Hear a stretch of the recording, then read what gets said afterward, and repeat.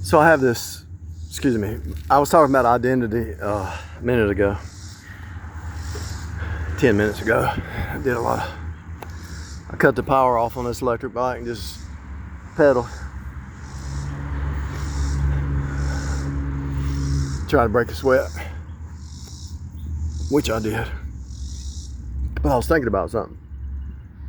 Like if you gaze, remember when you were a kid, you would gaze at the clouds and see an image or something? Well, if you ask God for some gift, ask God to give you a gift, you know, but your gift should be to help others, you know. I don't know if I should talk about this, but He gave me a gift. I don't even know how to explain it. I don't even know what it is. But if maybe everybody has it and they just don't exercise it. But if I gaze at this and I see a picture in that bark right there, and I could do it with the clouds or whatever, could just see a picture that comes out of that, right? If it's very detailed, what happens is what you gaze upon actually appears in the hologram. And so I did this one time. I was learning to paint, you know, for 6 months I was doing abstract painting, and I painted a picture of a woman, and I painted her with blue hair. I mean, I had normal brown blonde hair, but I said, you know, let me throw some blue. And then I ended up saying, okay, let me just see what it looks like painting blue. The next day at work, the housekeeper had dyed her hair blue, and I had took a picture of it and I showed her. She said, what is happening right now? What is happening right now? Because I showed her I draw that painting the night before. And she said, what is happening right now? She was losing her mind. And I did that a few times. Like I would upload a video about the oranges, cutting the oranges. Somebody pull the refrigerator out and they'd find an orange peel, and I'd show them the video and they'd say, how's that possible? How's that possible? Well, the way it's possible,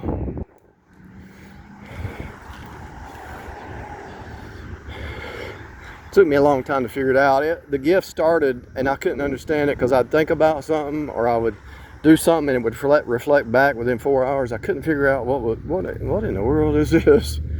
I couldn't deny it because it was happening every day and almost every 4 hours. And so I had to figure out, I didn't have to, but I was determined to figure out what it meant. So here's what it means. And this happens to me all the time. Happens to me all the time. I just saw a blue bag over here, and that guy's got a blue bag. That just happened just now. I was thinking, okay, let me show you the blue bag. I was thinking, why am I seeing a blue bag? And that guy starts walking, he's got a blue bag. Where's it at? I'm not on the electric right now, so.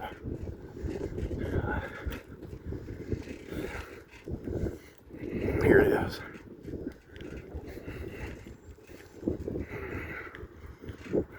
A blue wrapper, blue bag or something. I said, why am I seeing blue? And why am I seeing this orange? See that blue bag and that orange juice bottle? And so then I stop right over there and start recording this message 3 minutes ago, and this guy's walking with his blue bag. And the reason it works is because, number one, everything is happening now. Number two, it's a copy machine. Number three, if everything's happening now, the precogs, the postcogs, and the present cog is all happening now. There's always a foreshadowing. If you're tied into source and you don't have any bitterness, you're outside of time. So you're in high level synchronicity because you see past time. But yeah, that guy's got a blue bag right after I was thinking that, before I started the message. And so what you gaze upon or think about, if you think it, you ink it, I-N-K. If you contemplate it, you template it. If you reflect upon it, it reflects back. If you brood over something in your mind, you birth it.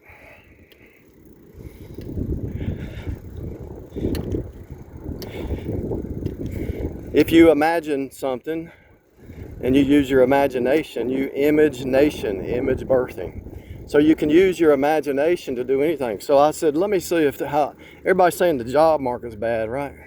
So I said, let me just try that. So I went and put some applications in different places for more money even. And full time, 40 hours, more money. And I got job offers. Now I'm debating whether to change or not, because you get used to your thing. But I proved that everybody's lying. Everybody's living in fear. It's just a big fat lie. Corporations and businesses always need help,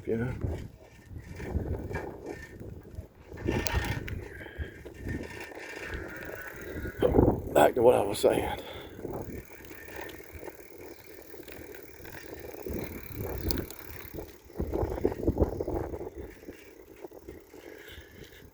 Every nursery rhyme or saying is there for a reason. Mind over matter, right? Mind is spirit. Be renewed in the spirit of your mind. Now you embody, let's say you love the truth and you try to abide in the truth and you focus on the truth and you ask God to help you abide in the truth. Then you embody the truth.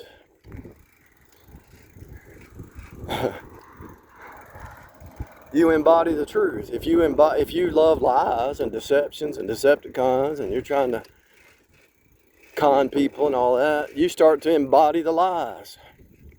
And if you face off, if a person who's embodying lies faces off with somebody who embodies the truth, they're going to catch you like that. Because you're going to contradict yourself and you're going to speak against the universe, against the word, the Bible. You're going to be caught.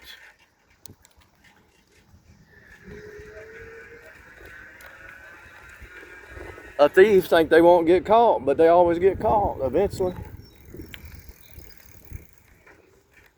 They think they're smarter than the universe. They think they're smarter than everybody. The narcissist thinks they're smarter than everybody.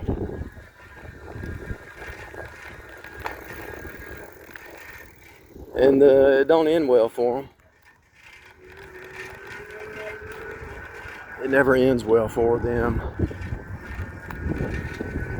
Like when I went on a job interview today, I told them what I can do. I didn't exaggerate. I told them my strengths and my weaknesses, and they said, yeah, we need you. How much you need? How much you need per hour?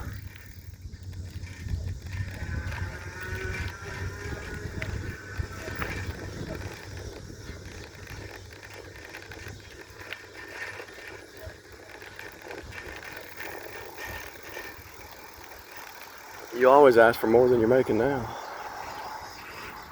Because if they're not offering it, you stay where you're at. I'm not even saying I'm going to take it. I'm just trying to test the waters, test to see what's out there.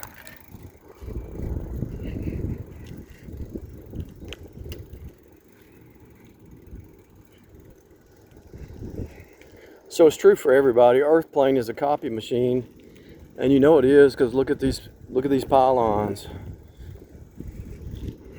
And look at these parking spaces. Everything's just in series and sequence. It's a copy. You can't build anything without a pattern. And the word pattern is turn. God the Father. T is the cross. Turn. Pattern. Turn. Turn is verse. God is turning out copies of His Son, Jesus.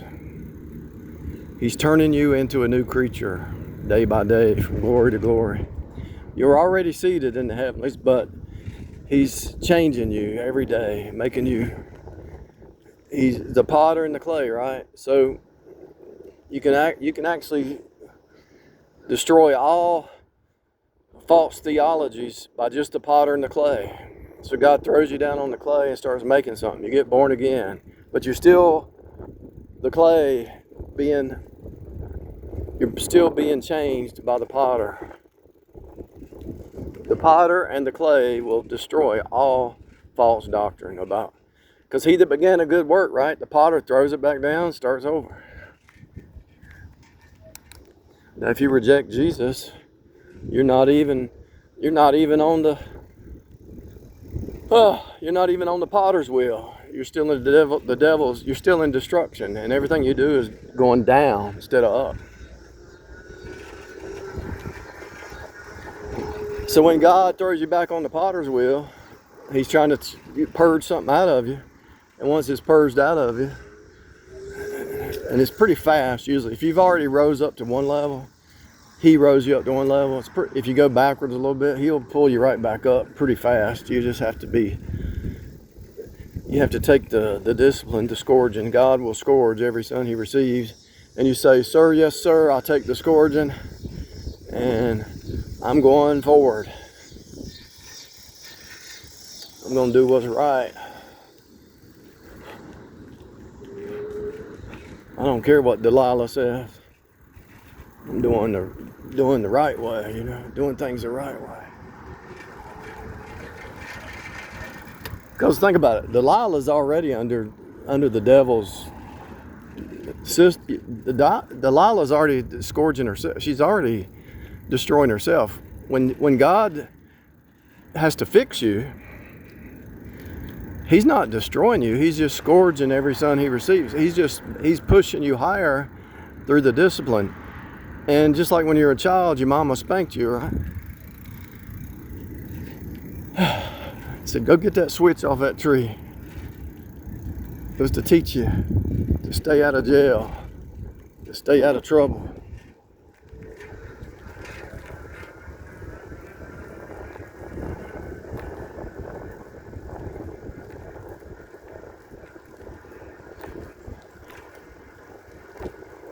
I accomplished my goal. I wanted to break a sweat, and it's at 88 degrees right now, so this should be expected to break a sweat, and this kind of get any kind of impurities out of your body.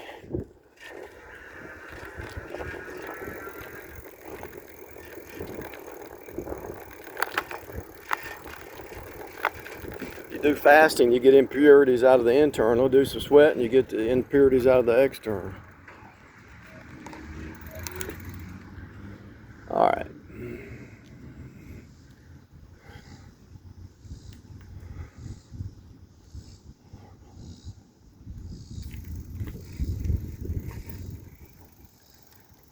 This is what a fire hydrant's supposed to. That's what a fire hydrant's supposed to look like, and that's what a curb is supposed to look like.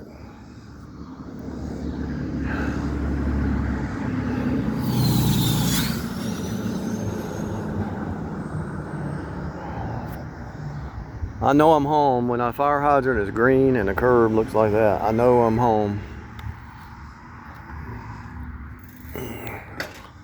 I know I'm home. Praise God.